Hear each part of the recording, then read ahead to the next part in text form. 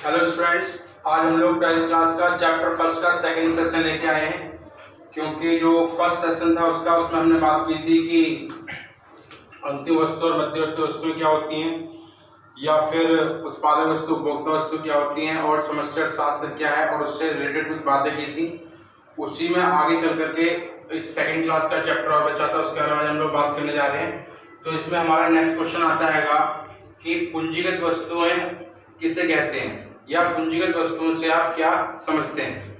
तो यहाँ पर आपको बताना है कि पूंजीगत वस्तुओं से हमारा अभिप्राय उत्पादन में उपयोग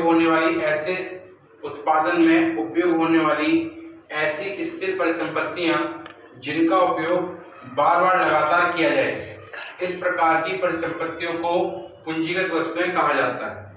मैंने कहा कि ऐसी वस्तुएं जिनका उपयोग उत्पादन करने के दौरान बार बार किया जाए, इस प्रकार की स्थिर परिसंपत्तियों को पूंजीगत वस्तु कहा जाता है। जैसे कि प्लांट और मशीनरी, ये वो वस्तुएं हैं उत्पादन के दौरान जिनका उपयोग किया जाता है और उपयोग बार बार किया जाता है उत्पादन करने के लिए। इस प्रकार की वस्तुएं हमारी पूंजीगत वस्तुएं कहलाएंगी। उसके बाद सेकंड क्वेश्चन आता है हमारा कि स्टॉक और प्रवाह से आप क्या समझते हैं, इनके बीच अंतर बताइए। तो यहाँ पर आपको बताना है स्टॉक से हमारा अभिप्राय समय के एक निश्चित बिंदु पर मापी जाने वाली मुद्रा की मात्रा को स्टॉक कहा जाता है। समय के एक निश्चित बिंदु पर मापी जाने वाली मुद्रा की मात्रा को स्टॉक कहा जाता है। जैसे कि मेरे पास 2019 में बैंक अकाउंट में 25,000 रुपये थे। तो यह एक प्रकार से एक निश्चित समय अवधि में मापी जाने वाली मात्रा हो गई, तो यह हमारा स्टॉक कहलाएगा। जबकि प्रवाह का अर्थ होता है समय की एक विशिष्ट अवधि में मापी जाने वाली मात्रा, जिसका यह अर्थ होता है कि एक विशिष्ट समय पर आपके पास वो कितनी मुद्रा होती है।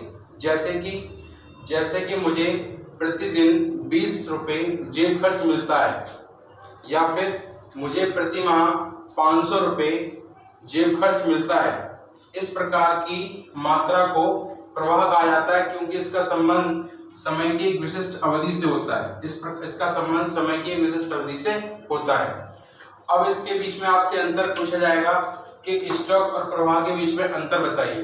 तो अगर हम यहाँ पर अंतर की बात करें तो स्टॉक जहाँ समय के बिंदु पर चर मूल्य से मापा जाता है, वहीं प्रवाह को समय की एक विशिष्ट अवधि के दौरान एक चर के मूल्य से एक विशिष्ट अवधि के दौरान मापा जाता है। इसके साथ साथ स्टॉक का जहाँ कोई समय काल नहीं होता, इसे समय के एक विशेष बिंदु पर मापा जाता है। लेकिन प्रवाह के अंदर एक समय काल होता है, जैसे कि 1 घंटा, 1 माह, 1 वर्ष, इसके दौरान घटने वाली घटना। इसके साथ साथ स्टॉक को प्रवाह प्रभावित करता है, उसी प्रकार से प्रवाह को स्टॉक प्रभावित करता है। तो ये इनके बीच में डिफरेंसेस हो गए। हमारा मूल्यह्रास क्या है। सबसे पहले तो हम यहाँ पर ये जान लें कि मूल्यह्रास को इकोनॉमिक्स में और किस वर्ड से जाना जाता है। मूल्यह्रास को मूल्यह्रास कहते हैं, या फिर अप्रचलन कहते हैं, या गिरावट कहते हैं, या अचल या स्थिर पूंजी का उपभोग कहते हैं, और इंग्लिश में इसको केवल डेप कहा जाता है। इंग्लिश में केवल इसको डेप यानी डेप्रिसिएशन कहा जाता है। तो यहाँ पर क्वेश्चन यह है कि मूल्यह्रास क्या है। इसमें आपको बताना है कि स्थिर परिसंपत्ति के मूल्य में आने वाली कमी को मूल्यह्रास कहा जाता है। हमने बोला स्थिर या स्थायी संपत्ति के मूल्य में कमी आना मूल्यह्रास कहलाता है। जैसे कि मान लीजिए एक मोटरसाइकिल 70,000 रुपये की आपने खरीदी, जिसका एक वर्ष बाद मूल्य घटकर 65,000 रुपये हो गया। तो यहाँ पर 5,000 रुपये की जो कमी आई है मूल्य में, इस कमी को मूल्यह्रास कहा जाएगा, जिसका होने का कारण समय या घिसावट या टूट-फूट कुछ भी हो सकता है। तो मूल्यह्रास का अर्थ होता है स्थायी संपत्ति के मूल्य में आने वाली कमी को मूल्यह्रास कहा जाता है। इसे मूल्यह्रास या अपरचलन या घिसावट या अचल पूंजी को उपभोग के नाम से जाना जाता है। उसके बाद हमारा अगला प्रश्न आता है कि वास्तविक प्रवाह और मौद्रिक प्रवाह में अंतर बताओ। वास्तविक प्रवाह का अर्थ होता है एक अर्थव्यवस्था में विभिन्न क्षेत्रों में वस्तु और सेवाओं का कितना प्रवाह है, इसकी संख्या को या इसकी मात्रा को वास्तविक प्रवाह कहा जाता है।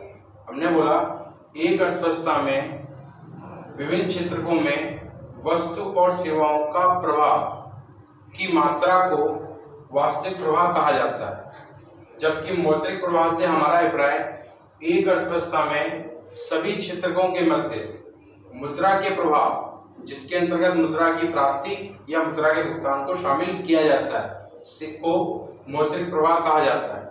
मौद्रिक प्रवाह का अर्थ हो गया एक अर्थव्यवस्था में सभी क्षेत्रकों के मध्य होने वाला मुद्रा का प्रवाह मौद्रिक प्रवाह कहलाता है। इसी प्रकार से अगला क्वेश्चन आता है कि आय का चक्र प्रवाह क्या है और इसका महत्व बताइए। तो यहाँ पर हमें बताना है कि आय के चक्र प्रवाह का अर्थ होता है कि एक अर्थव्यवस्था में आय किस प्रकार से चक्र रूप में घूमती है, इसे ही आय का चक्र प्रवाह कहा जाता है। जैसे कि किसी भी अर्थव्यवस्था में सामान्यतः दो प्रकार के क्षेत्रक पाए जाते हैं प्रारंभ में, पहला गृहस्थ या परिवार क्षेत्रक और दूसरा उत्पादक क्षेत्रक। गृहस्थ या परिवार क्षेत्रक अपनी साधन सेवाएं उत्पादक क्षेत्रक को देता है, जिसके दौरान उत्पादक क्षेत्रक इन सेवाओं का उपयोग करके वस्तु का निर्माण कर लेता है और वस्तु का निर्माण करने के बाद क्योंकि उसने गृहस्थ परिवार क्षेत्रक से साधन सेवाएं ली होती हैं, इसके बदले में इनको साधन भुगतान कर देता है, जो कि मजदूरी, लगान, ब्याज या फिर लाभ के रूप में होता है। इससे गृहस्थ क्षेत्र को आय की प्राप्ति होती है। इस प्रकार से गृहस्थ क्षेत्र को आय की प्राप्ति हो गई और वहीं पर उत्पादक क्षेत्र को उत्पादन का निर्माण कर लिया, इसने उत्पादन का निर्माण कर लिया। अब गृहस्थ क्षेत्र अपनी अपनी जरूरतों के हिसाब से उन उत्पादन को क्रय कर लेगा, जिससे वह अपनी आवश्यकताओं की जो पूर्ति है वह कर लेगा। इसके साथ साथ अपनी सारी आय इन उत्पादन की वस्तुओं को खरीदने में खर्च कर देगा, जिससे उत्पादक क्षेत्र के पास पुनः आय की प्राप्ति होती है और गृहस्थ क्षेत्र की जो आवश्यकताओं की पूर्ति है वह संभव हो पाती है। इस तरीके से उत्पादक क्षेत्र पर पुनः आय अर्जित हो गई और गृहस्थ क्षेत्र पर अब आय खत्म हो गई और वस्तुएं पूरी हो गई। एक बार पुनः अर्थव्यवस्था में गृहस्थ क्षेत्र उत्पादक क्षेत्र को अपनी सेवाएं देता है और इस प्रकार से यह जो चक्र ये लगातार चलता रहता है, इसे ही आय का चक्र प्रवाह कहा जाता है।